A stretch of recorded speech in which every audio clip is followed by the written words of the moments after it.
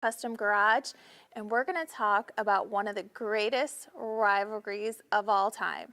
Not baseball, guys. We're talking cars. Chevy versus Ford, because there's nothing more American than a good rivalry. So I'm guessing, based on the hat, that you're a Ford person. Well, I did name my dog Ford. There you go. Okay. Yeah, and I've got the Ford hat, but I do drive a Volkswagen. There you So, go. I love them all. So when did the rivalry first start? It started like just kind of after both companies formed. So Ford was when? 19... In 1903, and Chevy came along in 1911. Right. And it kind of took until World War I for that rivalry to start taking off. Right. A lot of it had to do with Chevy creating the first V8 and putting it in a car, and there set everything into motion. But you remember though, Ford had a V8 flathead, and it was a very popular engine before World War II. Oh, true. So when the big evolutionary change, because the Ford flathead was considered a hugely engineered, very high performance vehicle for its time. But after World War II, the flathead became a no man's car. It became a very slow car. And when did Chevrolet come out with the with a V8? Not until 1914. No, well, that was one of the early. That was the first one. The first one, but the real car, the real engine that we all know and love. Yeah. The small block Chevy came out in when? 1955. Oh, okay. Came out in 55, and that completely changed the dynamics of the competition between Ford versus Chevy. Because when you look at sales, you look at total sales. Let's just go back to day one. Who sold more cars, Chevy or Ford? Ford. Yeah, by a lot, by almost 100 million cars. So the Ford's brand dominance has been out there for a long time. But the Ford versus Chevy thing is unique because let's look at 1957. A 1957 Chevy is considered what? It is considered the legendary car, the must-have classic. The classic, the one that everybody loves and enjoys in 1957 was that Bel Air, the beautiful, tail fins and things of that nature. But did they outsell Ford that year? No, they did not. Oh, they didn't. And No. Ford actually sold more cars. How many? 72. 72? 7,200 cars more by Ford than Chevy. But the problem with that was the 57 Ford, beautiful car, was an innovator at that time. A lot of people don't realize that the 57 Chevy was not supposed to look like that. It was supposed to look like the 58. And General Motors Chevrolet was a little bit behind on their development, so they basically just continued the 56 into 57 with some updates. Wow. So when you're looking at the 57 versus the 57 Ford, they look light years apart. The Ford looked a lot more modern. The 57 had classic styling. In 58, when the car came out, it was much bigger, much heavier. All of a sudden, it kept going back and forth. Ford 1 year, Chevy 1 year. Yeah. And again, the development of the small block Chevy engine really made hot rodding, as we talked about the last time. Correct. 48 with Robert Peterson, Hot Rod Magazine. Yep. It exploded on the performance side. So we've had this rivalry, this fight, since the early days. But what a lot of people don't even realize is Henry Ford's first company, when he left it, he took his naming rights and it actually became GM Cadillac. Yep. So they have been intertwined in this battle since day one, which is what I think is so fascinating about why people fight so hard on either side, because they are so intertwined. Like even my favorite, Carroll Shelby, we know him as the Ford guy. The Shelby Cobra, the GT40, Ford versus Ferrari. But actually, he tried to sell a kind of like a Corvette style to GM. Right. I told him no. Yeah, because GM was getting out of racing. Right. And Mr. Shelby just celebrated a birthday not too long ago. He would have been 100. I know. So, that was always my dream to meet him. That would have been so cool. Guy. Yes. But where do you think brand loyalty starts?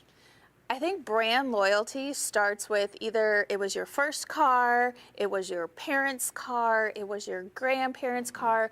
Maybe you went to the racetrack for the first time and the Ford beat the Chevy or the Chevy beat the Ford, or that your favorite driver happened to be driving that particular car. I think it starts really early, and it's just like a nugget for you. I know for me, it started with seeing the Shelby Cobra. Right. And that kind of started, and then I was more into the Ford trucks than say the Chevy, and then I was more into the Mustang than the Camaro. So I think it goes with kind of what you start seeing and what your family starts having and what you're more exposed to. Do you think we have brand loyalty today, like we did years ago? I think we do. If we didn't, I think we do to an extent, but I don't think it's as much as it was. But I think the internet is a great way of keeping it still alive, because I can post a video just walking down this aisle with the Corvettes and the Fords, and I will get a ton of comments. Actually, today, I posted a picture of me in a Ford hat in front of a Bel Air. Right. Just wow. oh Just yeah. to shake people up. And I asked if it was ironic or not, and it was.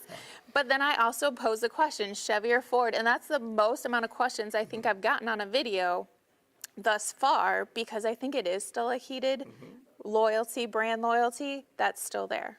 So when you say that, in the brand loyalty side of it, you know, a lot of people don't realize that also started with NASCAR.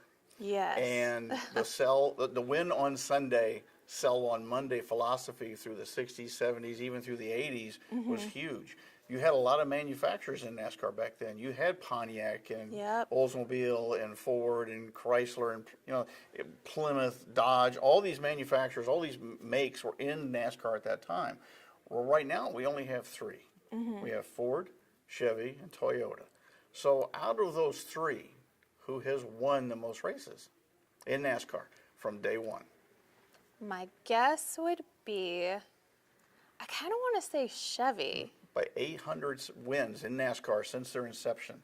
Ford has 708, and Toyota's bringing up the rear with 157. But they've started in the game a little bit late. But I would think most of, at least what I think of, like the popular NASCAR drivers that come to my mind were all Chevy drivers. Sure, sure, very much so.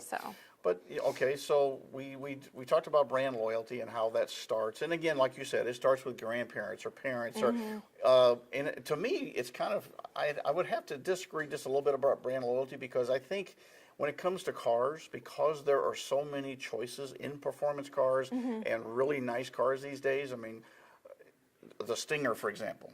Nice car. Unfortunately, they're not going to build it anymore. But you know, there's so many choices out there now. I think there's more brand loyalty with cell phones than there is with cars. No, I still think, because I belong to all those groups, and there's those hardcore Volkswagen people, and there's still the brand loyalty that's there. I do agree that it's probably, and it might diversify more, especially with the electric coming, because it's going to shift people around. But you know, there is something, we love a good rivalry. So it's still going to stick around. So how's that going to work in the future when, okay, we're losing the Challenger this year. 2023, the Challenger is going to be gone. So that's one person out of the race. I know, my heart's so breaking. we have Ford Mustang and Chevy Camaro, the two people at the top of the mountain. Is that going to stay that way? No, because Camaro is going away. 2024. They have no development for the new Camaro yet. And that's a shame. That really is a shame. I think it's a huge mistake on GM's part.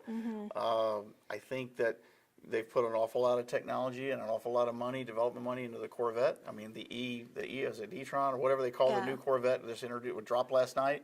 It's a hybrid. It's an electric motor in the front, gas engine in the rear. It's really cool, but you know, I can't afford a new Corvette. A lot of people can't. No. Whereas a Camaro, the Mustang, the Challenger were considered a vehicle that a person middle class could afford to buy. Yeah, I think that's a huge mistake as far as Chevrolet's concerned. Well, I was also reading an article, and it's recent, and it was kind of talking about that rivalry is actually going to be separating, because GM is going more the EV autonomous route. Ford's backing out of the autonomous route, and now we've got rumble talks of hydrogen cars coming. So it's going to actually be really interesting to see where they're both going to be headed, because they do look to be splitting a lot more than before. Is there a manufacturer right now that builds a hydrogen car for sale? I don't think so. I did read they're going to test one at the Le Mans race next year, but I didn't catch if anyone actually built one yet. Believe it or not, Toyota has been selling, I believe, for the last 3 years, a hydrogen car called the Miro in California only. You can only buy it in California. Huh. So the technology is there. BMW's been working on it quite a bit. I'm not saying hydrogen is the answer. Yeah. It's an awful lot of technology wrapped into these cars. But on the other side of it is the Ford popularity. What's the number one Ford product they sell? I want to say it's the Mustang. No. No, it's not. It's a truck, isn't it? It's F-150 pickup. Yeah, that's what I was going to say. Yeah, the F-150 pickup. And Ford traditionally, for the last 46 years, has said we sell more trucks, more Ford pickups than anybody. Is that true? No. It's really not. It's a great advertising tool. I got to commend Ford for their development. I mean, they've done a lot of stuff. They took a lot of risk. They were the only company that didn't file bankruptcy back in 2008. They mortgaged everything to not do that. They mortgaged everything from their office desk to their logo to not have to file bankruptcy. Wow. But they've also been an innovator. The all-aluminum truck that they came out with a few years ago, that's a game changer. GM has not done that. That's kind of been how it's been, though. I mean, if you do look at who came out with what first and who started, Ford really, as much as everyone's going to disagree with me, Ford has been leading the way, and Chevy's kind of been trailing on the coattails. I can't disagree with that. I mean, GM does have an electric truck. They have the Hummer. They've got the GMC. Chevy's not going to have it for a little while. And it's really weird when you start looking around. I've seen two Lightnings, which is the Ford electric truck, out in the public recently. Wow. And I was kind of surprised. Good looking truck. Yeah. I was at the new car show last week and looked at them also. Surprising the differences in the styling between those three products. I like the Ford, and I'm a GM guy, hardcore. I spent 25 years working at GM dealers, so I love those products. But from a styling standpoint, I gotta say Chevrolet really, I don't know what their deal is with these trucks, but the Ford looks nice, the Dodge looks really nice. Just not into the Toyota thing at all. But I got to give Ford credit for their innovation. I mean, that electric truck is pretty cool. Well, they kind of know what's coming ahead. Right. And I mean, that was they came out with the Mustang. They brought that front and center. Right. It took a while then for the Camaro to come. So the Mustang came out in 60... It came out in... 64. Yeah. Came out in late 64. 64, yeah. And the Camaro came out when? 67. 67. So, yeah, they were behind. And the funny thing is, we talked about that. What did they call the Mustang, the original Mustang? It wasn't called the Mustang. It was called something else, wasn't it? There was another name. I can't remember. I know the Camaro was called a Panther. Yeah. They were trying to hide the name on it, but they had a different name because they were trying to hide this. Even back then, manufacturers spied on each other. They still do. Oh, yeah. And you'd have people sitting in parking lots with binoculars and things like that. But the Mustang caught everybody off guard. And what was the one cool marketing thing that when the Mustang first came out, what did they do with that car? Oh my gosh. Are you talking about when they put it on the Empire State Building? Oh, they disassembled the car into 4 different pieces to get it up on the observation deck of the Empire State Building. That is the most amazing picture that I saw in our research. There's actually a little bit of a documentary on that. It is actually amazing that they literally built an elevator the same size as the Empire State Building elevator, and they took the car apart and they kept working on it until, like you said, they had different sections of it to get it in that car and what a great advertising. I think that's cool. Well, that kind of comes down to their slogans, like Chevy slogans and Ford slogans. I can tell you more Ford slogans than I can tell you Chevy slogans. Probably just the opposite.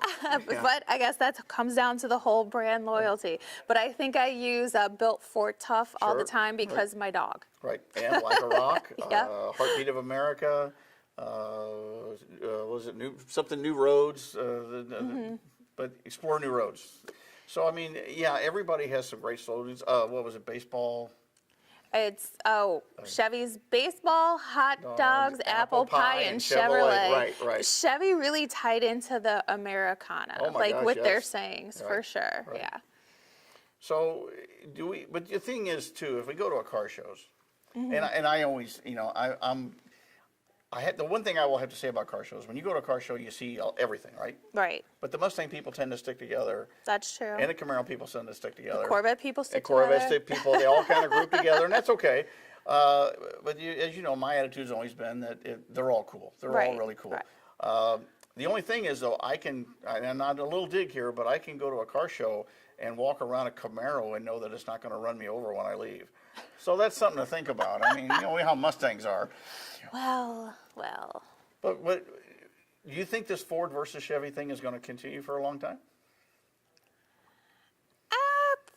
I don't know. Maybe not. I think at some point it is going to start dying down. Once we've sold enough T-shirts and enough stickers, I am so sick and tired of seeing those stickers where someone's urinating on the other emblem. I'm over that. So if that goes away, I'll be very happy.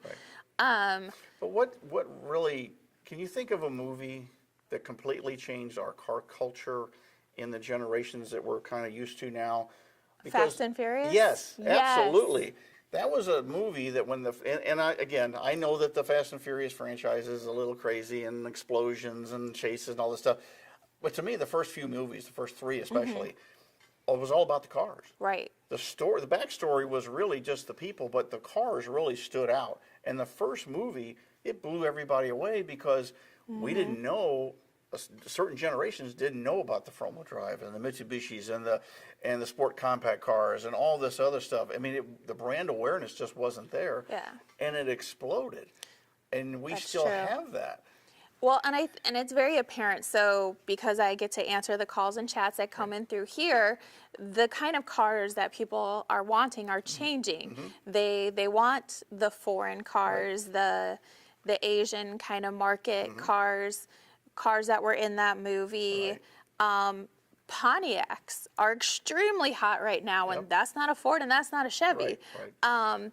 But I think there's a lot of lore that came out with the Pontiac. So I think everyone who's those 80s, 90s babies, I hate saying millennials and all that stuff, but those 80s and 90s babies, we really kind of, because that 80s was such this big, opulent culture, that car culture kind of the different cars, and you got into more of the exotic cars. I think that it really kind of changed then how people look at different cars now. Well, it's funny you mentioned the cars from the 90s because literally this morning I read an article in a British newspaper that I read every morning that 90s cars, 90s American-made cars, and foreign-made cars also have increased higher than any other collector status currently. Some vehicles increase their value up to 78%. I know, it's crazy. And as you know, I'm a Pontiac guy. I mean, I like Pontiacs. I've got a couple of them. But recently, I turned around and bought a car that I wasn't prepared to buy simply because the value had jumped 50% in a year. Wow. And I didn't have it. It was like either buy now or you're not going to own one of these cars.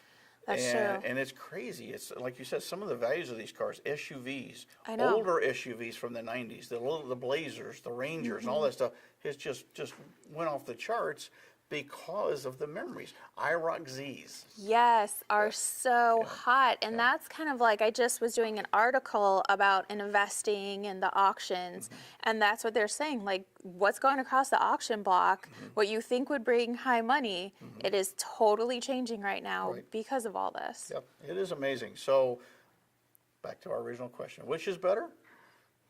I think the eye is in the beholder of what you love. We are going to all have what we like. I mean, depending what day it is, I am a hardcore Volkswagen person because I drive it. Another day, I'm a hardcore Ford person. Then I'm like a hardcore Pontiac person. So I think it just really depends on what car moves you at the moment. That's what you are at that moment. Well, it's funny you say that because I have a lot of people ask me, well, okay, you know, they know I've been around a lot of these classic cars and I work on a lot of them, and they always say, well, what's your favorite car? Yeah. And my answer is always typically the same, the next one. I know, that's what I tell people all the time. Because it really is. I mean, you'll have one of these cars and you'll own them for a little while. And I know it's funny that you mentioned Volkswagen, because I've never owned a Volkswagen in my life, but yet I have a Volkswagen diesel that I use for my shop vehicle. Yeah. 38 miles a gallon. It'll go 126 miles an hour, I think. And it's a cool little sports wagon. And they're really a lot of fun. They are. I have a Volkswagen diesel, and when I'm having a bad day, I will admit I'll go 0 to 100 on a country road. I mean, it is a fun car. It's got great noise behind it and amazing gas mileage. So we can agree that they're all cool. Yes, they are all cool. And we're all going to get along, even though Ford versus Chevy sometimes, like I said, You know, the styling is, the Chevy styling could use some help. Camaro's going away. Mustang's going to be the number one. They're going to be the top of the hill, so I have to respect that. I think if you are a true car fan, a true car enthusiast, a true gearhead, you can appreciate both sides. Yes.